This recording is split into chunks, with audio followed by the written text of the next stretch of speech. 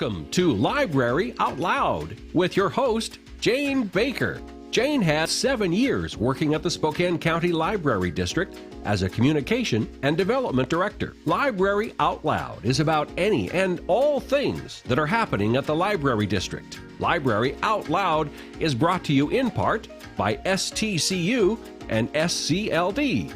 Now, here's your host, Jane Baker. Hello and welcome to Library Out Loud. I'm Jane Baker with the Spokane County Library District. Joining me today, Mary Ellen Brax and Gwendolyn Haley. Gwen, you both been on the program before, so welcome back. Thank you. Glad to be here. Thank you for coming in. Mary Ellen, just to remind everybody, give us your title again. It's Public Services Manager for Early Learning. So basically, I have birth to 8 years old. Birth to 8, and Gwendolyn. I'm the Public Services Manager for Education and Enrichment, so I pick up where Mary Ellen leaves off.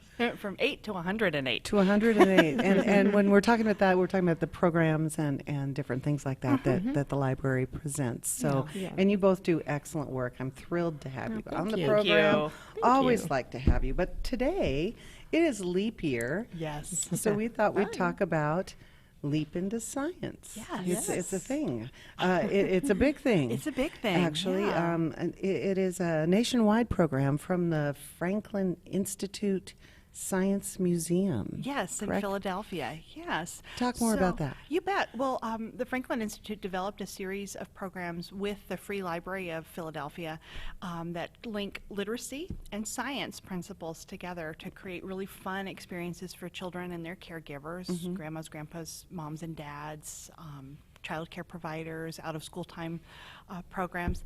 And they were so successful when they were doing them in Philadelphia that they wanted to make them available nationwide. And so they put out a competitive grant, and it's a 3-year grant cycle, and Washington State was lucky enough to be part of year 1. Yay.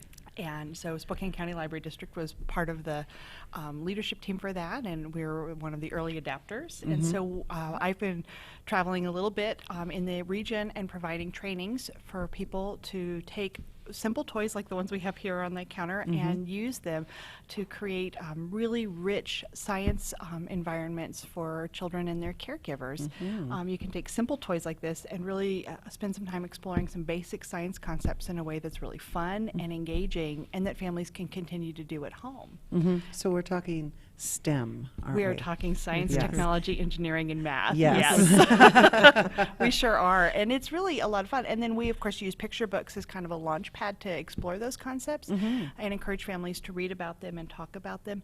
And then we talk about how the things that we're doing are the process of science and how we can all be like a scientist. So this is year 2. We're wrapping up, and so we had a balanced curriculum and a wind curriculum, and then in 2020 we're rolling out the light and shadow curriculum. So that's the series of workshops we'll be doing in the next forthcoming year. So excited about that. That sounds like a lot of fun. So when we're talking about STEM and I'm old, but I'm going to go back and think about family and science. The only time I think I ever had my family participate in any science education is when I had a science fair and there was some things. So this is every day. It brings science into the everyday thing instead of a once a year assignment. Right. Yeah. So Mary Ellen, what age does all of this start? I mean, are kids too really young for science? No. I mean, you're starting at about a year old. I mean, we even did some STEM type things with our baby Play and Learn. So we had Washington STEM come out, and they observed a baby Play and Learn story time, and our librarian Tammy did a wonderful job of introducing different science things. So, it might just be shapes, it might just be colors, it might be tactile, finding different textures, which babies really love. And then, we all know the curiosity of a toddler. Oh, yeah. And so Always experimenting. Yes, they're natural born scientists. So just giving them opportunities to really explore and do hands-on things. So they love to mix things together. So what happens when you mix in color into different things, or very cool. if you mix sand and water together, what happens? It becomes mud. I mean, it just there's just a lot of things that you can do on a hands-on that are just really fun things. The kids don't even really know they're learning, but yet they are. And so you can introduce a lot of vocabulary. So it's one of those things where we talk a lot about the 30 million word gap, that kids need to hear 30 million words before they start school. And it can be, it's, not different words, but they just need to hear that that language and that vocabulary to learn it. And so science is a great way also to introduce new vocabulary too. Sure. So, we talk about wind or velocity or balance. And so those are new words that they can actually use and that they've been introduced to before they actually start school. So they have some sort of background or scaffolding to build on. Yeah, that's a departure from thinking science and you think the lab coats and test tubes, and that's not the only science there is. It's all these other things, the sand, the water, mud, how things work, and like you're talking about the wind and the workshops that we have coming. Very exciting. One of them is a wind family workshop. Wind, not the Wind family, or maybe it is. Tell me about the Wind family workshop. So the family workshop is, we're going to have some wonderful toys and activities for families. So the way one of our workshops works is the families come in and we talk about, what do we know about the wind? The wind is interesting because air is something that's all around us and we can't see it. Well, on a good day, maybe in August, we can see it a little bit around here. But, so how do we know that air is there? So we have some experiments set up where you can we feel the wind and we talk about how we know when the wind is blowing outside. And of course, in Spokane, again, we're very familiar with wind. Yes. And how we can see the evidence of wind, and on a bad day, maybe trees are falling down, but things are moving in the wind. This is called an airzuka. An airzuka? An airzuka, and we've been having some fun with it, but it actually just creates a very powerful kind of gust of wind. And it's a one shot. It's sort of like a slingshot. Let's see if we can pull. Should I do it? It's really loud. You want to blow it out? I'll do it, Jane. Oh! So this is fun. We set this up with some blocks and some other building materials. Some are heavier than others, and we let the kids try and experiment with knocking it down, because this is a very short burst, a gust of wind. Sure. And we talk about different kinds of wind. There's a breeze. We all like a breeze. We do. A gust can be kind of fun. It might pick up, your balloon or your kite and whisk it away. I've actually seen, picnic table umbrellas take flight. Oh, yeah. Gale force winds are less fun. Yes, less fun. They're fun to kind of observe. Then we have trees come down. Right. Yeah. So we talk about that, and then we talk about, we have some different experiments set up where we can watch water displacement and air displacement. So and we've all done this when we were kids in the bathtub too. If you have a little container and you turn it upside down and you try to push it into the water, and it won't go because it's full of air, but when you turn it, the bubble comes out and now the water will go into the cup. So we have some of those kinds of things, and just an opportunity to experiment with this concept that air is everywhere, even though we can't see it, but we can see the effects of the wind. So that's what that one looks like. Well, that's a great science family type program, and we have that coming up. It looks like the last week of February. Yes, Leap Week. Leap Week. That is the week, right? It'll be at Cheney, Spokane Valley, Medical Lake, Moran Prairie, and North Spokane. Several sessions that families can get into. Also, ages 3 to 5 and their caregivers. That's right. So these are happening during our regular preschool story time. So if you regularly come to a story time with your preschooler, then it's already on your schedule. But if you don't, it's a great chance for you to try out both the wind workshop, but also what we do in story time regularly, because this is just kind of playing off of a lot of the things we do in our play and learn story times anyway. This time we have a single focus and theme. Let's take a minute just to talk about story time. Sure. What actually happens in story time? It's more than somebody just reading a book to kids, right? Right. Talk about story time. Well, when you talk about story time, that is the vision that you see. You see the kids sitting there, you're reading to them. Yeah. One thing we have to remember is how much information the kids are taking in at the same time. So it's fun, but they're learning. And we have to remember, too, that the way kids learn is by playing. So after we do our story times and we're reading books, we're doing songs, we're doing movement activities. The songs help with language skills. The finger plays help with fine motor movement. Some of our activities we do gross motor activities. So if you're doing the hokey pokey or, head, shoulders, knees, and toes, you're getting the whole body involved. So, and that's important too, because in between books you want them moving around so that they're taking in more information. All those neurons in the brain, they're making connections, and they're ready to take in more information when they sit down and read the book again. And then afterwards we have our playtime, which is really learning time. That's why we call them play and learn, because that's how children learn, is by playing. And so we give them a chance to experiment with everything that they've either heard in story times. We may have an activity that works with the books that we've read. We usually have some sort of STEM activity. It could be science, it could be engineering, it could be a math activity. That it's just a fun kind of game that the kids don't even realize that they're learning there. They're processing all of that. Exactly. Yeah. And then we invite the parents to join in, and that's the important part, is that the parents should be experiencing story time with their child so that they are, learning some other fun things to do with their kids that are learning opportunities, but are also fun and games. So it just seems like that they're playing with the kids. Yeah, so that's a lot of fun. And I know our Engage magazine, that this is the latest version, on the back cover is all of our story times. And they're broken down by age, 0 to 18 months, 1.5 to 3, and then 3 to 5, and then there's a family play and learn story time of all ages.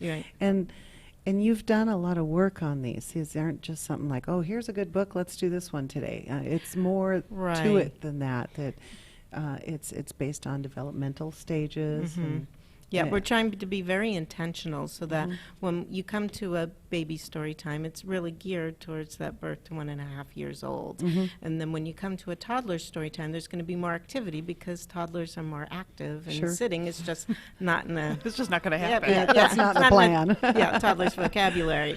And so there's a lot more movement and activity. And then when you get to preschool, then we're always working on those concepts of kindergarten readiness.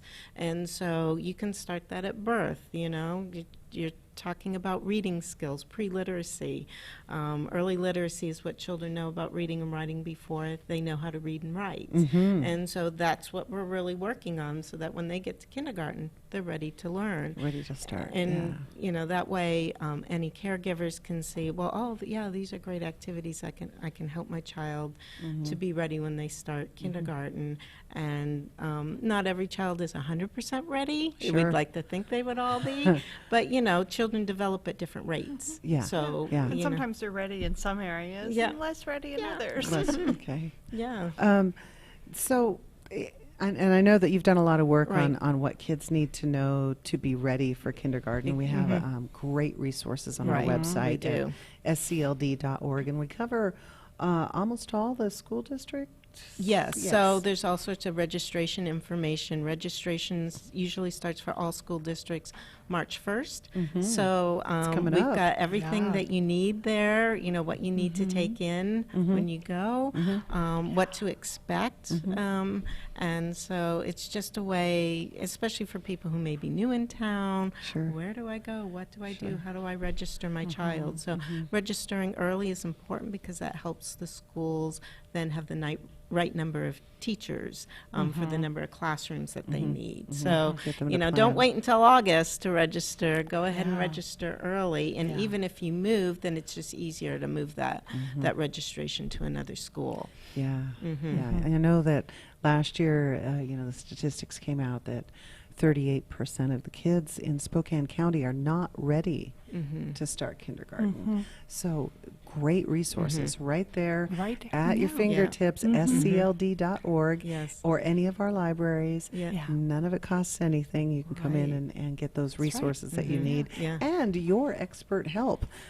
Speaking of which, we're going to talk more about that in our Leap into Science and some of the more fun things that you have.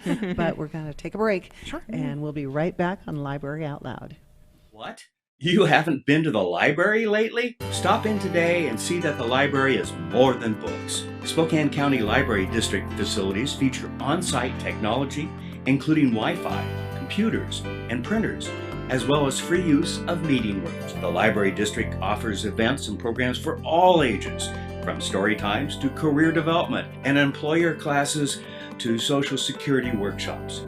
Our staff is well trained and happy to help. Find out more about your library at scld.org. I'm Jade Becker, and I'm a senior at Chewelah High School. I'm at STCU's Money Live event. In this scenario that we played today, I was a realtor. My spouse was a city worker. We had an 11-month-old child, and there was a lot of spending for that child, like diapers and formula, and had to buy toys and clothing. I'm very glad that I had this experience. It was super helpful. You need this to get far and ahead in life. I'm Jade Becker, and STCU is here for good. Welcome back to Library Out Loud. I'm Jane Baker, along with Mary Ellen Brax and Gwendolyn Haley. We're from the Spokane County Library District, and today we are talking about leaping into science. Yes. And a little earlier we were talking about the wind workshop, and you got to dry my hair out of that one. With my Airzuka. The Wind Family Workshop, and we had mentioned it was for ages 3 to 5 and their caregivers, but if you're thinking, oh, my child's older than that, and they would love this. Yes. Don't despair. Don't despair. We have a Leap in the Science Wind Workshop for ages 6 to 10. Yes. And what will happen that one? Will it be the same, only more advanced, or what's happening? Right, it's a little bit different because the family workshop is really kind of stations for self-exploration. So it's kind of unguided for parents and kids to explore together. And so the hour-long wind workshop for school-age kids is really a little more guided, and we actually give the kids an opportunity to make and test their own wind detector. And so we do some of these other activities and experiments, but then everyone is going to make something, and then we're going to test it out, which gives kids a chance to go through that scientific process of saying, okay, if I want something, how can I detect the wind, and think about their design, and then they build it, and then they test it, and they see, based on what do they think is going to happen, their hypothesis, right? And then they test it, that's their experiment, and then they say, okay, did it work? What did I learn from that? And then, this is a great part, they get to go back, and they can kind of redesign and make some changes to get it to do what they would want it to do. So we kind of take them through that whole design process, and it really is a scientific process of asking a question, designing something to answer that question, testing it, evaluating your answers, and then designing a new experiment. And that's really where we kind of get into that nitty-gritty of the process of science. And we can do that with preschoolers. Mel gave a really great example earlier of just the kinds of questions we ask kids, like, well, what do you think will happen if we try this? And so that conversation is really the very beginning of that scientific inquiry process of asking questions and then trying to figure out what the answer might be and then testing to see if you're right. And the great thing about this kind of thing is that there's really not a right answer, because it's always about asking a question, testing, learning something new. And once heard Neil deGrasse Tyson say that he was on some quiz show and he got all 3 wrong, and they were giving him a hard time about it. And he said, no, this is a successful day. I learned 3 new things today. Yeah. And I think that's a really important part for science, and that speaks to the social emotional part we don't think about, is that scientists often try something and it doesn't work, or an engineer tries something and tests it and it doesn't work the first time. And so it's that process of trying again and improving. And all of the things that we're enjoying right here in the studio would not be here if people hadn't tried and tested and then tried something new and made an improvement on the previous design. So that's that kind of grit and determination we want to see our kids develop in terms of their social emotional resources. Sure. And this is a great way to model that with kids. Yeah, that grit is kind of written into the scientific process. It really is. Yeah, you don't get far if you don't have it. Right. This is true, but it's also a good message to just not give up. Right, absolutely. And you're putting in some critical thinking skills at the same time. That's excellent. It's a lot of fun, and I enjoy watching the kids have those aha moments where they're working on something, and sometimes they get a little frustrated, and watching them work through that process and come up with a better design, and then have results that they were expecting.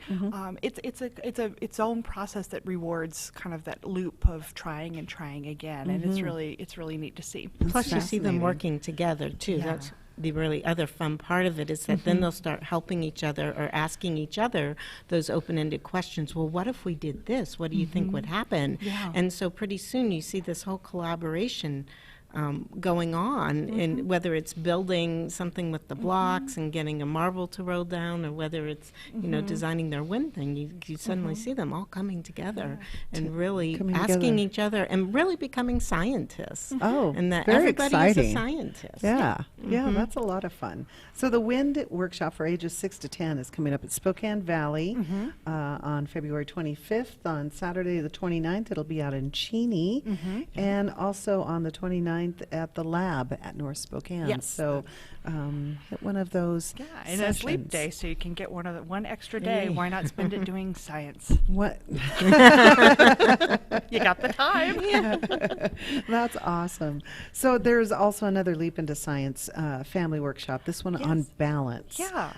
Let's talk about balance. We've Sure. done some wind, and it looks like you have Chicky Boom This here. is a little toy called Chicky Boom, and it's basically a very simple, it's a very simple teeter-totter, I don't know if, and Can you or a guys see scale. this? Can you see this? There you go. Oh, So, there we go. And I have all these little, I'm gonna mess this up, but we can put weights on it and kind of experiment with what, oh, look, I just balanced it.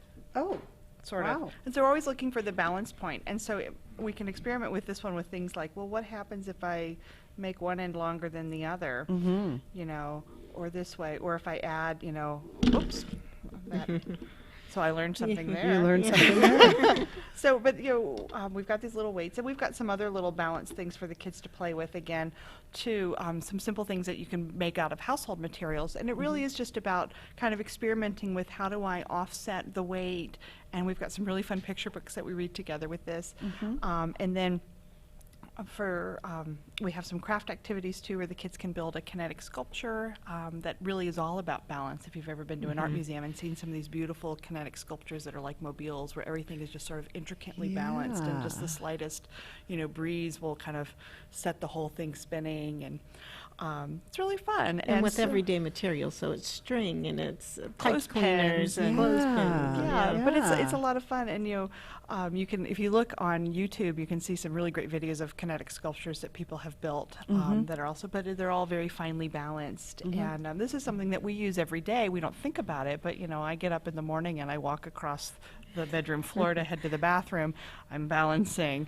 Yes. My daughter, you know, is on her skateboard. She's balancing on your Balance. bicycle. If you do yoga, you're balancing. And so Yep. I'm thinking about, you know, how we use our bodies, but also if you're carrying something, you need, we've all had that experience of not having things perfectly balanced in the Yes. lunchroom tray, in the cafeteria, things like that. So it's really just another way to play with a very simple science concept, that of balance, that, and then looking around the world and seeing where does that come into play in my everyday life, because we're using balance and that concept all the time. Your car has to be balanced. Yeah, your tires need to be and- balanced, right? yeah. And we have to rotate them so that they get, you know, the same kind of wear and Yes. things like that. Ah, So interesting. we rotate our mattress for the same reason. Right, rotate and the flip. That's called Chicky Boom, and it came in a box. It looks like a game. Yes, it Is that a game that parents Yeah, could? this is a game that parents could find themselves at, you know, a toy Okay. store of their choosing, or All right. whatever. And you know, another game that we're real familiar with, Jenga, the Jenga Yes. blocks. That's a great Of course. example of balance. And anytime you build anything with blocks, Blocks. again, you're playing with the concept of balance Sure, as well. sure. So, yeah. Chicky Boom, Chicky that one's Boom. fun. It's super fun. So how do you win the game? Yeah, I never read the directions, to be honest. I've just played with the toys. Is it off now? We're using it just to showcase how things balance and how much can you know, put on Win. there and have it balanced. Who needs to win? We'll have to do a program on reading directions another time. No, I never read directions.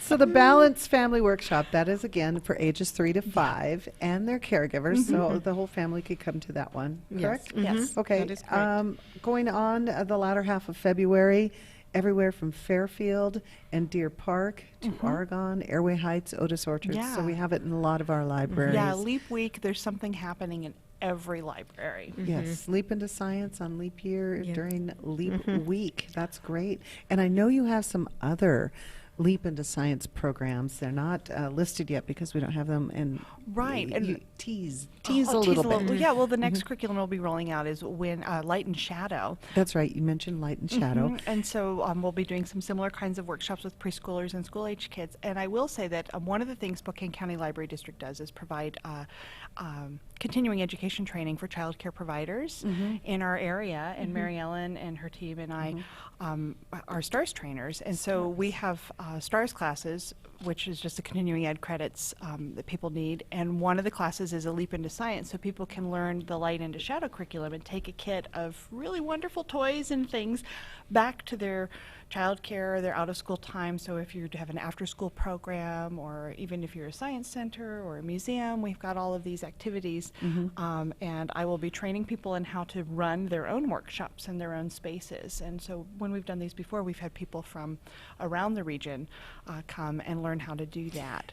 That's another great thing that a lot of people don't know about, but we do have STARS training. It's also featured in our Engage magazine whenever that comes out, and it's called STARS training, and it's these programs that you guys put together for other educators, parents, daycares, those kind of things. And they're all free. All free. All free. That's awesome. Now quickly, they gave me the signal that we're running short of time, but quickly, STEM bags. STEM bags, yes. So for the preschoolers, we have Ready for School with STEM bags, all on different topics. We actually have one on wind already. We are coming out with a new one that should be out in another month on magnets, but they have to do with like dinosaurs, water, weather, all sorts of things. And they check out as one item. They check out for 28 days. There's a lesson plan with activities in there. There's books, lesson lesson plans, and toys. and toys that go with the activities. And you check it out just like you check out a You book. check out just like you check out a book. They can experiment and play with the items and learn as they're playing with them. And put it all back together, bring it back, grab another one. So we have 16, soon to be 17 different science topics and math topics. Science and math topics. Yep. And the STEM kits are available at all of our All libraries. of our libraries, all 11 of our libraries. So if you don't see them right when you walk in the door, ask. Ask, because you can put them on hold and they can bring one in. So if there's one you great. haven't seen, you can always put a hold on it, and then And those are for all ages? Yep, so they're for basically 3 to 5-year-olds. Okay. You can always adapt them. So a lot of people have adapted them for their older children, and we design them to be a stepping off point. So teachers and parents can just kind of tweak them to fit where their kids are with what they're learning about. We have a Caterpillar in there. So That's very cool. yes. Yes, and you said, I picked up on this, we designed them. I don't think people realize how much the library does in putting together these programs for Right. early learning and childhood education. Fabulous work you guys do. Thank you. And it is free of charge to our customers. So come on in and take a look at the great come visit us. resources. All right. Thank you, ladies, for Thank joining me you. again. Of course, I'd love to have you back again another time. And we'll Pleasure. talk more about these great things that we're doing. Thanks. In the meantime, for Library Out Loud, I'm Jane Baker. We'll see you next time. Thanks for watching. Library Out Loud is produced in Spokane, Washington by SpokaneTalksMedia.com, which is solely responsible for its content. Library Out Loud is sponsored by our friends at the Spokane County Library District and STCU. Ask Jane a question, recommend a guest, or hear this program again on Facebook, YouTube, Twitter, Apple Podcasts, Spotify, or SpokaneTalksMedia.com.